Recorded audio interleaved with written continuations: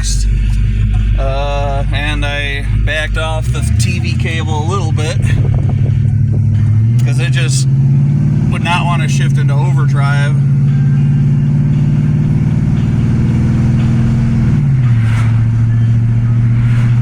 I'm giving it kind of light throttle.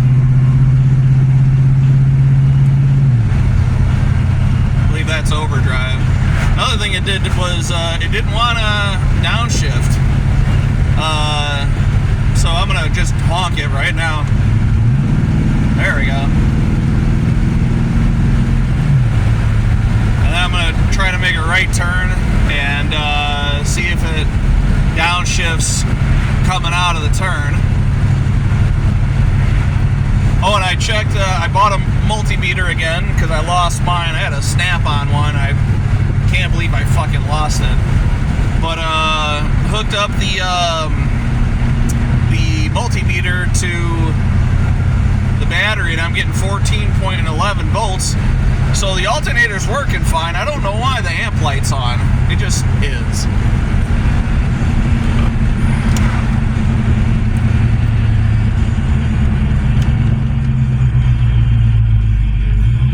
So just downshifted now. I mean, you kind of have to feather it, but it does downshift. Let's see if we can do it again.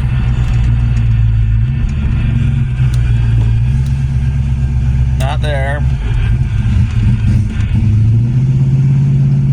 Yeah, you really gotta lean into it to get it to downshift, but I'm not gonna tighten it up anymore because then that's gonna affect the rest of the shift points.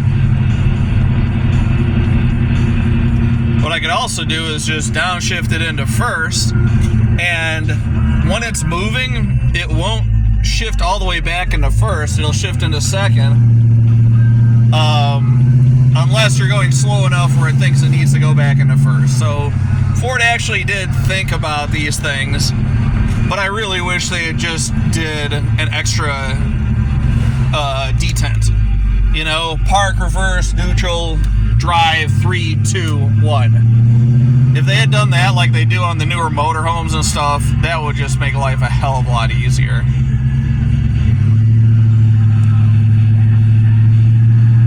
So everything seems to be going okay. And back home.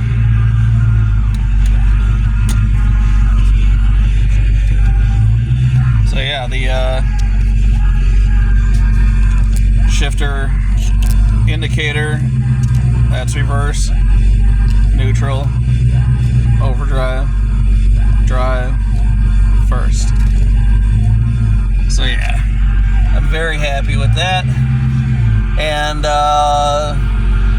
yeah, I got the little plastic piece that the cable attaches to. So like there's this shifter attaches to an axle assembly, and on that axle assembly it's a little plastic, like a pawl that sticks out like this with a little 1/4 inch nut, and the pawl broke off, and that the cable loops into that and goes around to the instrument panel. So yeah, mine, the head broke off, and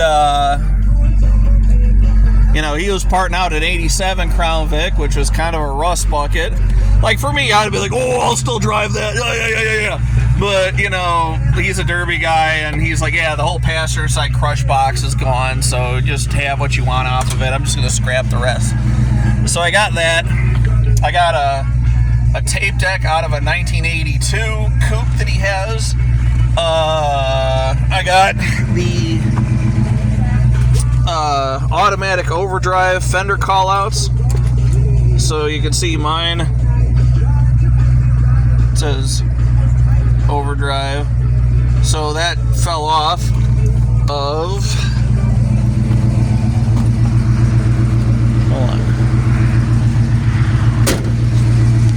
that used to be right in there, so I got 2 of those, and a bumper jack without the tire iron. I'm coming back to show you that the reason why my turn signal doesn't blink is because this inner bulb, instead of going bright, it goes off. So I think there's a ground or something bad there. And with Fords, they wire the turn signals in series so that if one of the bulbs is bad, like here right now, I turn on my left one, that one blinks fine, but the right one just stays on.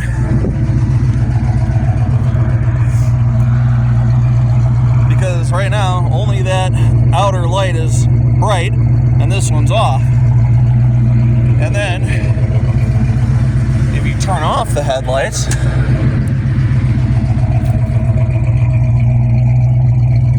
see, this one's on, but this one is also on, but only dim like a parking light. So, that inner bulb has got some issues. I don't know if it's a socket or what, but... Oh, another thing I wanted to show you.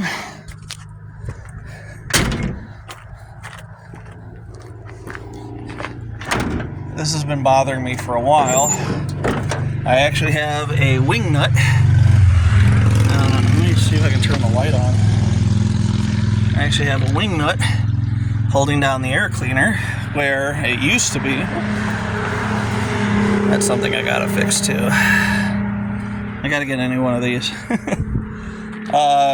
Used to be this little hex bolt. So I got this adjustable air cleaner stud kit, and this is all the parts except for the ones I've used put together. This is the super glue I used to fix. This is the old piece.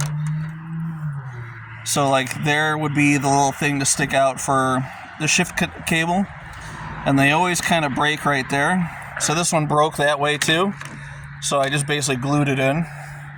And then since the collar is also broken, the shift cable goes around the collar, and normally there'd be a bolt, a nut you would loosen, and then you could adjust the collar left and right, and that'll adjust where that needle is going to point to.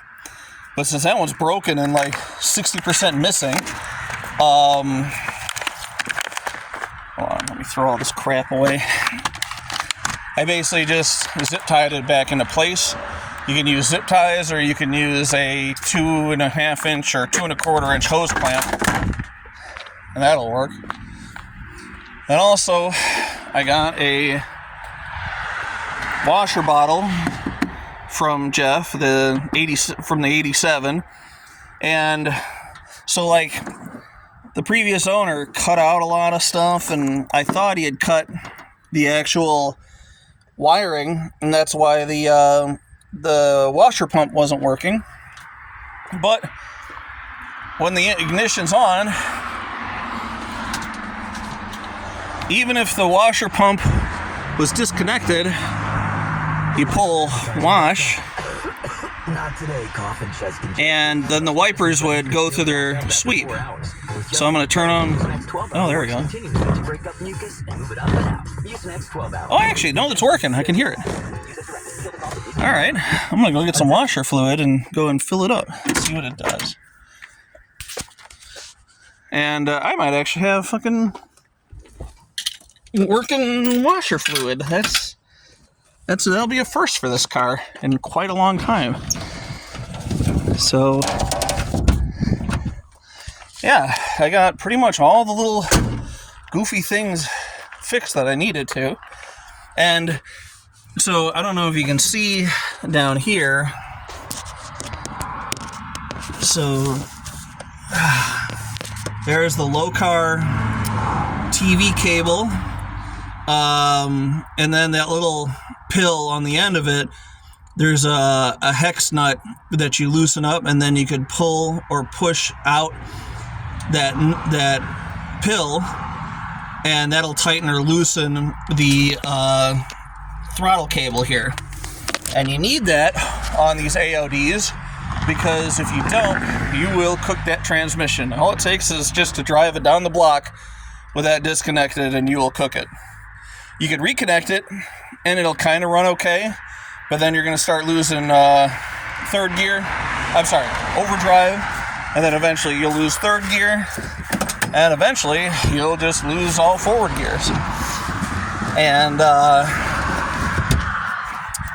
so yeah, that's the one big beef I have about these AODs is the throttle valve cable and adjusting it to get it right.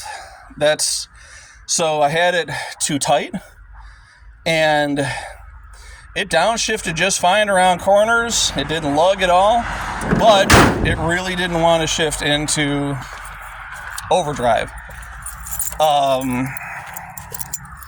So I think I'm probably just going to send it to a trans shop and have them go ahead and take care of it. So yeah, I got the bumper jack and the base from him. I got this nasty thing, and it actually came with a tape. Came with Randy Travis Greatest Hits Volume 1. So this will probably go into the LTD 2. I have that, and then I have an aftermarket 8-track, and I can't decide which one I want to put in there. But I don't want to like cut the dash on the LTD 2 either. I just want, because otherwise you just put in like a singled in aftermarket stereo head like this. Another thing too is like this is fine, but it has to be glued in because the steering wheel, the little holes that the pegs go into, are both broken off. So I just have a little bit of super glue on each side. Eventually I'd like to find one where it has a nice Ford emblem. With my first car with the 85, and even back in whenever my dad bought his Ford Escort, it had to have been 85 or 86. It was a Burt Weinman Ford. And I remember as a kid, 5 or 6 year old, just running around the dealership, just fucking running amok, right? And so in the center of the dealership, like a crown jewel, it was a two-tone, like tan and off-white LTD Crown Victoria, fully loaded. And I slide behind the wheel of that thing. And so this is a 83, 84. 85, they went with like a soft horn button, and they had this little turquoise Ford jewel emblem just like tucked into the horn button. And I always love that. And like to find one where it's not sun faded or not missing like the 85 in the backyard, that'd be great. Eventually I do want to move these gauges over to here. I have a set of factory gauges that go in here off of an 87, and I have a completely different set, the exact same set of these panels for an LTD S. So I was thinking about drilling into this one because it's broken right here, and you have volts, temperature, pressure, that type of thing. And yeah, that's Ford did that out of the factory, because where else are you going to put any gauges? I guess you could put the tack right here. This clock, it's still ticking, but there's no way to... Oh, you can adjust it. Look at that. Well, yeah, it adjusted a little bit and then it stopped. And none of the second hand moves, but I don't think the hour or the minute hand moves. So maybe I'll put the tack over there and take out the clock. But yeah, there's nowhere else to put any gauges or anything. So that's probably going to be my next move after this. And I'll probably just keep using these original, not original, but these aftermarket gauges. And wiring up the volt gauge shouldn't be too hard. Just positive to positive, negative to negative, and just to have a brake for the ignition so that whenever you turn on the ignition, then it lights up, or then it starts reading, and then the backlighting. So, and both of these do light up. You probably can't really see it, but yeah, there you go.